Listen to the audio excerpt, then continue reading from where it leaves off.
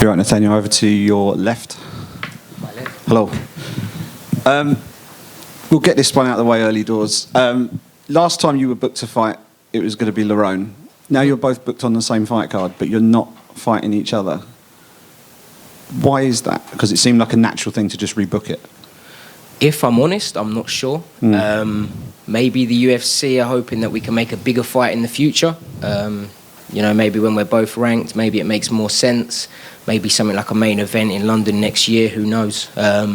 But yeah, it was the fight that I was asking for. My manager put it forward and said, look, can we get this fight back on? But it didn't obviously happen. You got Andre Fili. That's a banger of a matchup. And he's been in the UFC for almost 10 years. We just had him, and he clearly still has that fire in his belly, wants to still achieve big things in a division. What do you make of him and his performances in the UFC over the course of that time? Mate, I'm a big fan of him. Way before I even was in the UFC, I was watching him. Very talented, very skillful fighter. He's a bigger name than Lerone, who I was matched with originally. So, that always helps as well. I should get more out of this win than I would fighting other people. So, he comes to scrap. I like that. But I do believe that I'm better in all areas. That's no disrespect to him. I think he's a very talented fighter and he's very game. And as you say, he's been there 10 years. And it's hard to get in the UFC and it's harder to stay. So the fact that he's been here this long just shows how talented he is. So, a win over him will be good on my CV. I think probably geographically you are, of all the people on the UFC roster, the one that lives the closest to the O2 Arena. So how much does it mean to be able to... Because there's been a couple of fights where you were due to fight here, they fell through.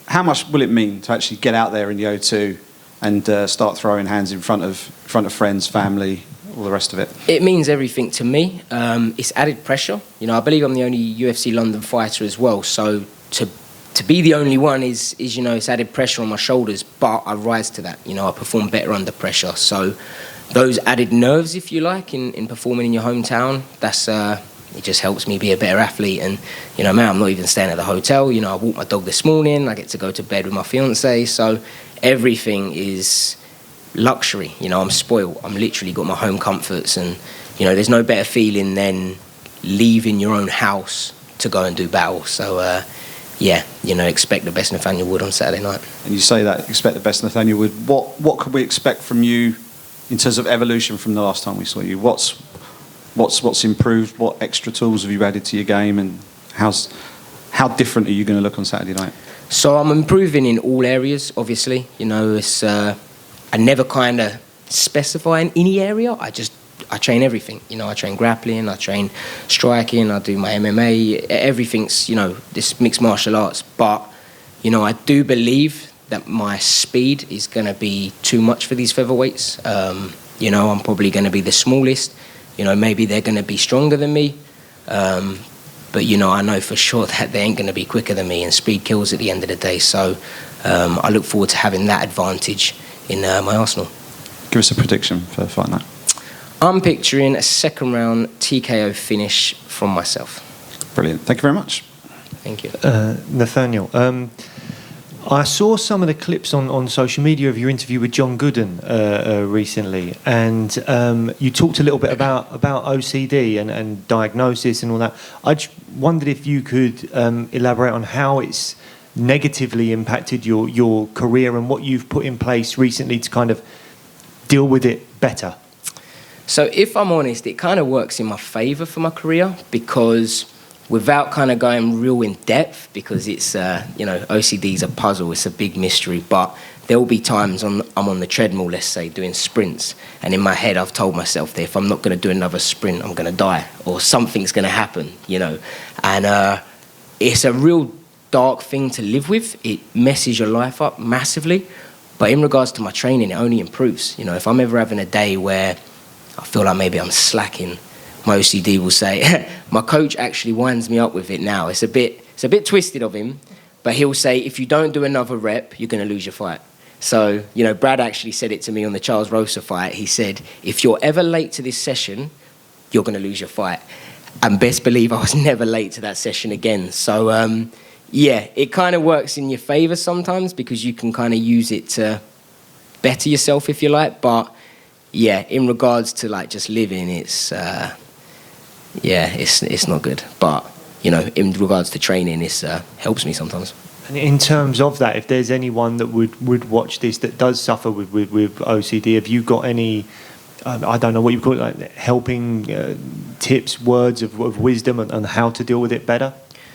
Stay busy. That's a big one for me because it's a struggle. It's a battle with yourself mentally. But if you're sitting in a room on your own, not doing anything, you know, you're just going to let your thoughts go away with you and you're just going to be arguing with yourself. So, you know, if you get out and you stay busy, it just distracts you. And that's, for me, what I found helped massively. I found that my worst times were when I was travelling an hour and a half to the gym on the train on my own, an hour and a half back, wouldn't read a book, didn't take music. That's when I think I was at my worst. But obviously, as I started to understand that, you know, I take a book. So on the train, I try not to think. You know, I try to focus my mind on stuff so that, you know, I don't kind of let my OCD and anxieties go away with me. So, yeah, my best advice would be, if you haven't got someone, talk to someone first. You know, I'm always, luckily, I've got good family around me. But if you haven't, you know, I'd definitely say go and talk to someone. And then after that, just stay as busy as you can mentally. And in terms of the fight, win over Andre Fili, obviously, as you've mentioned, big name. Does that get you a ranked opponent next, do you think? I mean, featherweight's a very stacked division. Where do you think you'll put afterwards? So, obviously, depending how you win, if I put a good performance in and get a good win, which I intend on doing, I'd like to think that I'm ranked after that.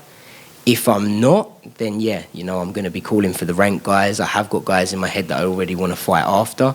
So, you know, get this win, and then I've got a few names to call out. And there's been a lot of featherweight GOAT chat recently, whether that's a good discussion, bad discussion, I don't know. But do you put Volk as the GOAT, or Aldo, or Max, or do you not really partake in those conversations, really? I'll definitely say that Aldo's the GOAT because he's retired, he's the greatest of all time, but Volkanovski, I believe, is going to take that title. So, yeah, you know, it's exciting to be in a division that has got the pound-for-pound #1 guy currently at the moment. Thanks very much, mate. Best of luck. You're welcome. Thank you. Nathaniel just here. There was a little bit of a run-in with Lerone Murphy this week at the hotel. Can you talk a little bit about what happened? Yeah, so if I'm honest, that, you know, I think the social media said it was heated. That wasn't heated. That was really calm from me. But yeah, we just had a few words, a little bit of a conversation, if anything, or maybe like a heated debate. I guess we still just disagree, but it might just be one of those where we're just going to have to agree to disagree and move on, because nothing really kind of went anywhere with that conversation. I think, you know, it was just one of those, we walked past each other and, you know, I guess you've got to say something. And he come up to me first. I didn't even see him until I turned around. He was walking through the hotel lobby. But yeah, you know, it was a heated debate, if you like. But yeah, there wasn't really too much to it, to be honest. And there were a lot of words exchanged between you two, both on Twitter as well before. Is there a little bit of animosity between you two? So that's where things did get heated, you know. And it all stemmed from something that I said where I think was looking to put a masterclass on for this fight. Gutted it didn't happen. Hope I can get it rearranged or whatever. And he took it personally, obviously, and then atted me. And then it just kind of went back and forth from there. So it started from 0, ended up at 100. And I guess, you know, what do you do with that? Because, yeah, I said things to him that, you know, are very offensive to him. He said things to me that are very offensive. You know, he said things to me that, you know, people were telling me I could go and speak to lawyers about, but I'm not obviously going to do that. But I think it just got over-escalated. You know, I think it kind of started from nothing. And I think deep down he knows that as well. You know, it's, if I'm honest, I wish him all the best. Do you know what I mean? Obviously, if we end up fighting, great. I'm going to try and knock him out, whether we're friends or whether we're not. But I'm not losing any sleep over it, you know. So I wish him all the best this Saturday. Hopefully he gets the win, I get my win. And, you know, if we can match up in the future and fight, then so be it. Thank you. Nathaniel, just down there. In preparation to this fight, I've heard your coach Ash Grimshaw saying how much you've been badgering him about getting your black belt. Is that somewhere in this fight you feel you've got a big advantage over Fili? Yeah, I definitely think I'm the better grappler. I feel like people put me down as a striker because I prefer to strike. If I'm honest, I just like to entertain, and I know people want to see knockouts, they want to see strikers, but mate, I've been doing jiu-jitsu for 14 years. You know, obviously I specialise in no-gi, hence why I haven't got my black belt. And if I put the gi on now, I'd probably get tapped out to white belts, but, you know, when it comes to no-gi, I'm a high-level grappler. But for me, that's plan B. You know, if things go wrong, go to the ground. You know, I feel like striking's my primary weapon. That's what I enjoy the most. And, you know, a happy fighter is a dangerous fighter. So when I'm in that octagon, you know, I like to be enjoying myself and having a good time. Thank you.